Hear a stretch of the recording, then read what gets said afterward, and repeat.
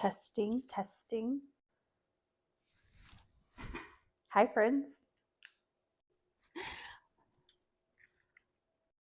Okay, need some coffee. It's like, I don't know, 7:30 or something like that in the evening, but we're drinking coffee anyway. Cheers.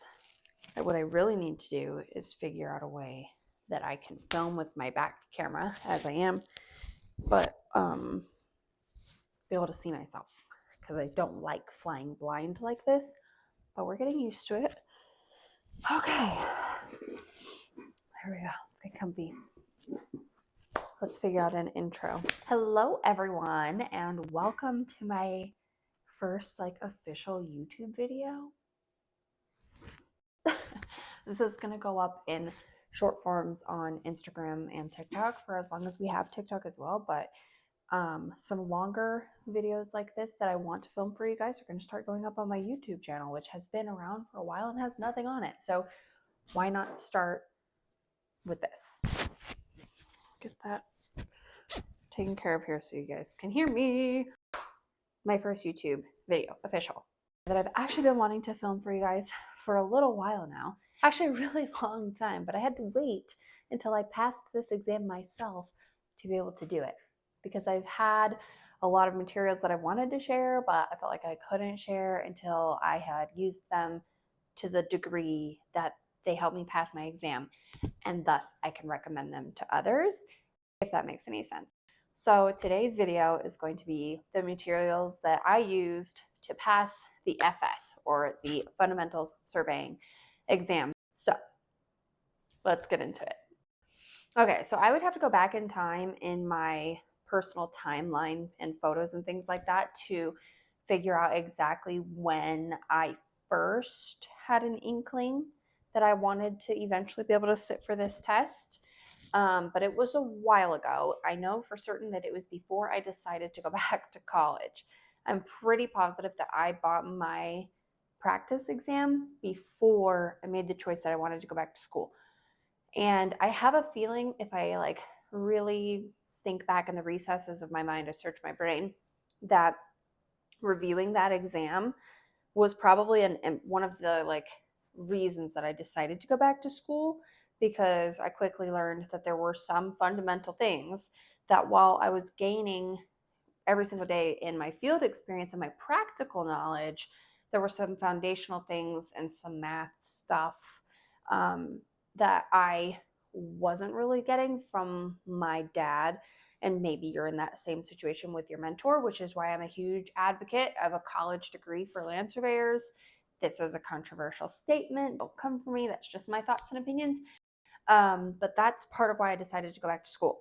And I'm really glad that I did. And I think that the brick by brick foundation that I built in as I've been working through my surveying degree really helped me pass the FS. And I think that most people who are either in their bachelor's degree program and take the test while they're in it, or take it shortly after, would probably say the same thing, but I'm curious to know.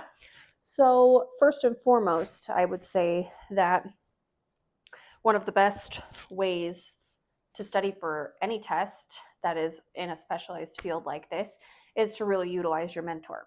I am very lucky in that my dad is my mentor, so I've never had a problem feeling comfortable enough to ask him any questions. But tap into that resource and build your network so that you have other professionals that you can utilize their knowledge as well. That would be the first thing. Use your mentors, squeeze them for all they're worth. For me, it would be get into a degree program. If you want to be a licensed land surveyor one day, again, that foundational knowledge that you get when you are in school for me, has been irreplaceable and has really, I feel like, helped propel me and prepared me for this test specifically. And I feel like it's also going to have been a huge asset when I sit for my PS here shortly. So if you're already in college studying for a surveying and mapping degree, or a geomatics degree, or survey engineering, whatever, really focus obviously on those survey classes and your survey math classes specifically, because those will help you greatly. And you're kind of killing two birds with one stone. You're studying for your coursework, but you're also going to be able to take that knowledge and practically apply it when you start to study for the FS. All that stuff is already going to be in your brain because you've been doing it and working on it for years at that point. I found a few books and study resources that were really, really helpful for me. So that's what we're going to be talking about in this video today. Let's knock the first one out. This one is something that comes up. It's probably one of the first things if you were to like Google search FS prep material or study material. I don't know if you can see it behind me there because it's going to be kind of out of focus, but the NLC prep classes that Tony Nettleman puts on. There's a cute pupper. Do you want to say hi? Come here. You want to say hi to the friends? Oh, you're so sweet, Maggie. You're such a sweet girl. I went ahead and wanted to see what the hype was all about. And so I paid for a month of the FS prep class. And I did find it helpful. I will say, as a current college student, I didn't find the information. I found the way that the information is disseminated, which is primarily in video form, was a lot for me to listen to on top of everything else that I was already listening to for school.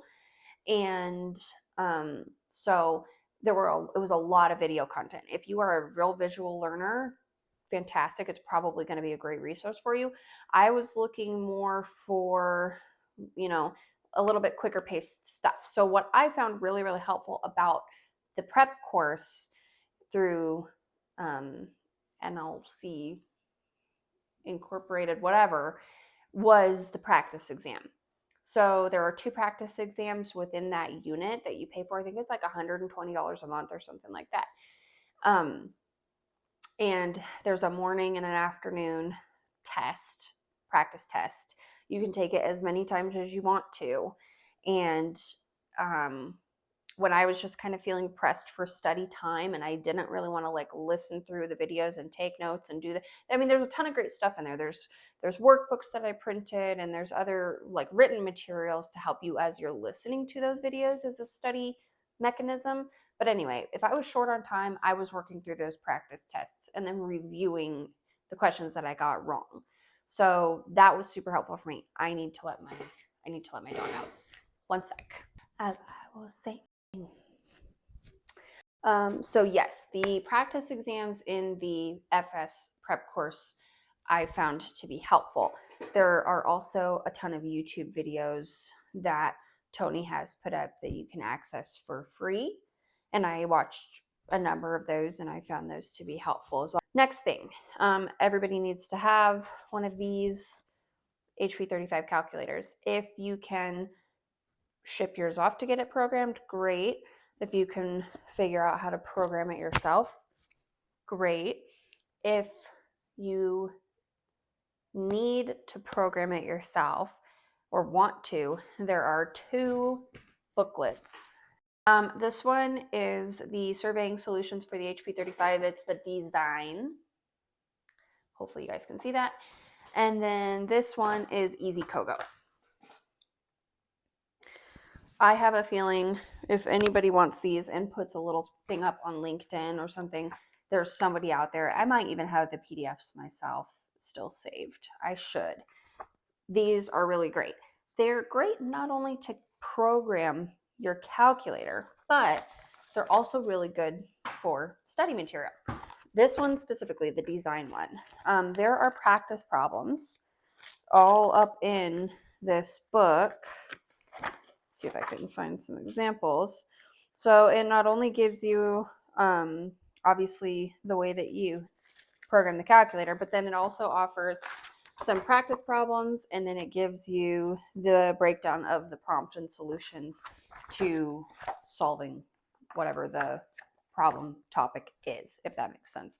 So I did find both of these to be really helpful in learning to use my calculator. If you learn to use your calculator, it will make your life so much easier. Next thing that I am utilizing a lot in school and this is like one of the many like survey Bibles, if you will. This is Galani's Elementary Surveying. Great book, kind of an expensive book, but if you can get a copy of it, get a copy of it, because everything fundamental that you need to know with extra breakdowns and practice problems and things like that is in this book. So I can't say that I specifically cracked it open with like the intent to study for the exam. However, if I ran into a problem, I used this heavily as a reference, and I recommend that you have it in your library. This one might be obvious to some of you, but the FS practice test from NCEES. Now, mine is this printed and bound version. I am not sure because, like I said, I purchased this many years ago and then it just kind of sat because I wasn't quite ready. I don't know if they send the paper copy out anymore because I just purchased the PS practice exam and they gave it to me as a PDF. So you may not be able to get the book anymore directly from NCEES, but the information is the same.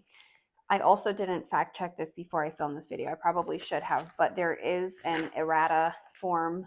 So some amendments, fixes, errors that were made in here have been fixed.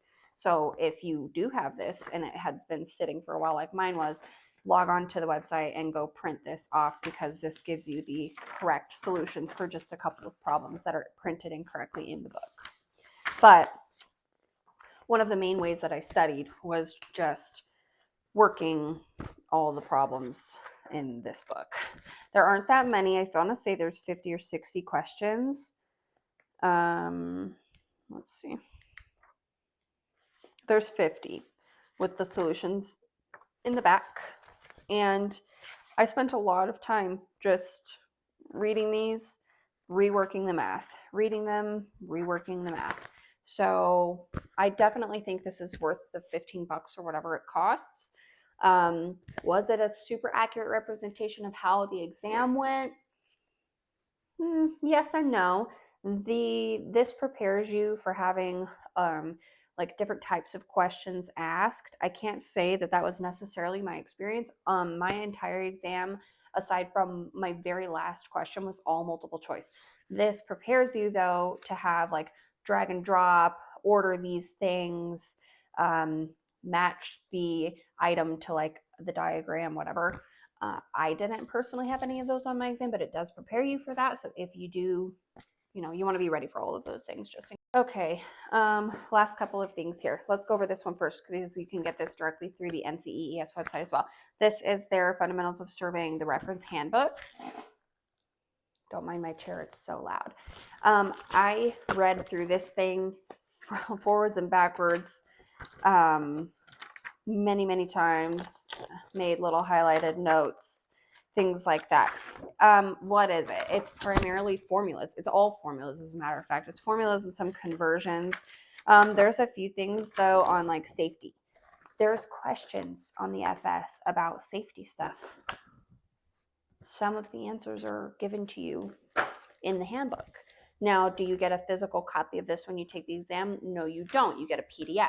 But if you know this inside and out, you will know what information is available to you and you won't have to scroll through the PDF hoping to find it. So that made a big difference for me. Really handy resource. Download it free right from the NCEES website. Is Surveying Solved Problems by Jan Van Sickle. Great book. This is for the FS and PS. So sneak peek as to one of the things that I'm using to study for the PS. Great book. Great book. As a matter of fact, this is just kind of a fun book to take along with you on road trips and run through a bunch of questions.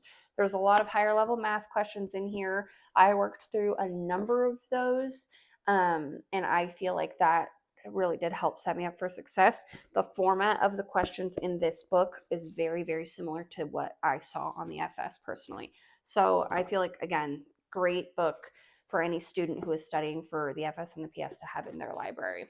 I utilized it a lot.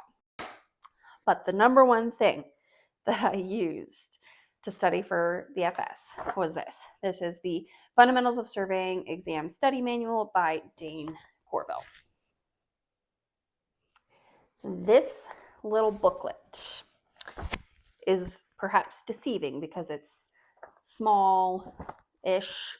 It's not thick like some of these other massive surveying books. But this book. Really, really fantastic resource. I really honestly, I can't say enough good things about it. Again, you know, I used mine in such a way that I kind of used it as a notebook. I took notes on things. I worked math problems out. And if you're not in school and you're not doing certain mathematical applications for BFS regularly, you're not reducing level notes and things like that, this is a solid resource to help you learn those things.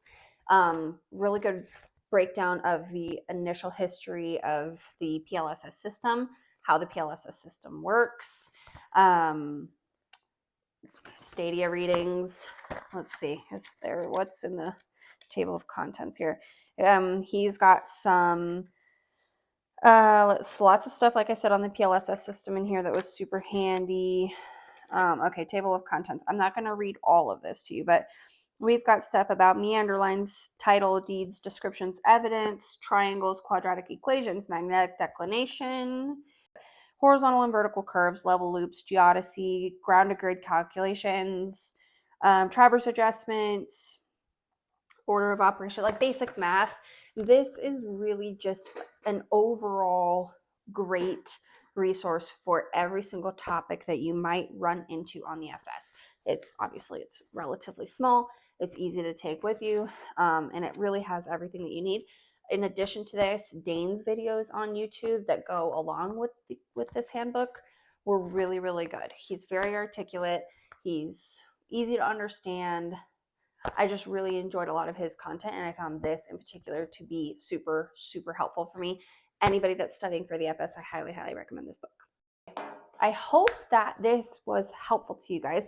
There's obviously tons of resources out there. I have a million surveying books that probably would have given me the same types of information, but these are kind of the core materials that I used in preparation for taking the FS, alongside, like I said, utilizing my dad heavily, and my college education played a really big role, I feel like, in the success that I had in passing it the first time. A lot of people have said that going through the CST 1, 2, and 3 courses is what set them up for success. If you're not going the college route, maybe check out the CST classes. I have heard really good things about those, as far as it gives you certification and it's also preparing you for a higher level exam. The exam itself, let's talk about that for a second.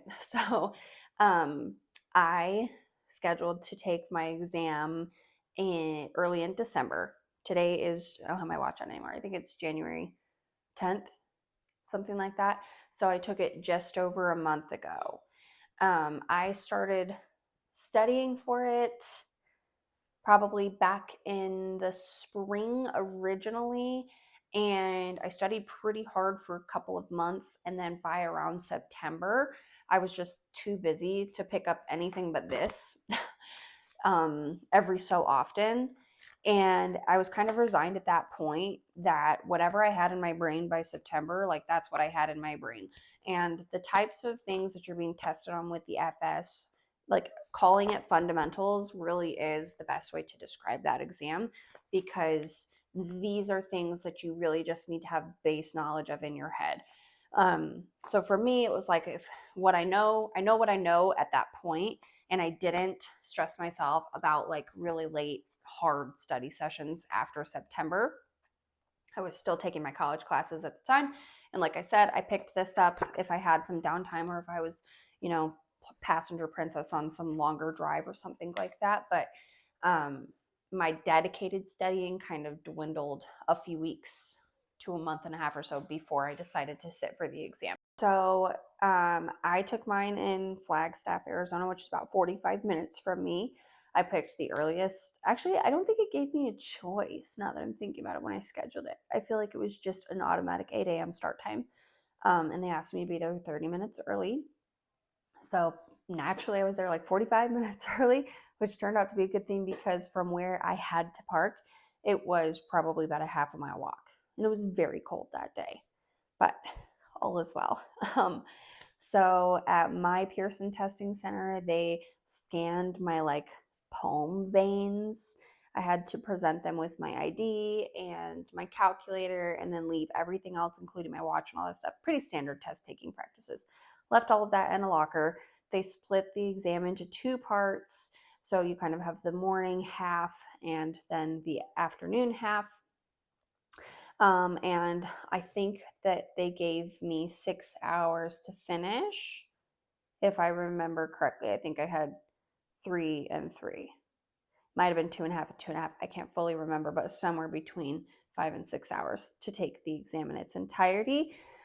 They say that the morning portion is typically more math heavy. This was something that was emphasized pretty hard in the prep course that I took in like some of those intro videos, was that the morning part of the exam was going to be more math heavy because you're kind of fresh brained, and that the second part was going to be maybe more like some business and ethics kinds of questions and whatever. I didn't find that to be the case personally. I wouldn't say they were flip-flopped necessarily, but I felt like there was a pretty decent even split between both halves of the exam.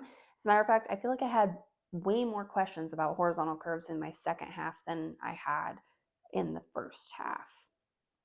But I want to say that the practice test gives you the breakdown of, okay, so it does. And obviously, you guys can look at this online. I may just be rambling on for no reason here, but I'll give you the information. Okay, so the topics that are covered, and the practice test here gives you like the number of questions that are in each topic. I'm not going to go over that. Surveying processes and methods is number 1. 2, mapping processes and methods. 3, boundary law and real property principles. 4, surveying principles. 5, survey computations and computer application. 6, business concepts. And 7, applied mathematics and statistics. I'm just looking at the numbers of questions here, and I'm like, applied mathematics and statistics. I don't think I had. It says 10 to 15 questions. I don't know. I guess it just kind of depends. Measurement science, maybe. I had 1 statistics question. Wasn't terrible. I had a lot more boundary law and real property principles than I was expecting. I had a lot of questions about legal descriptions. I wasn't anticipating that.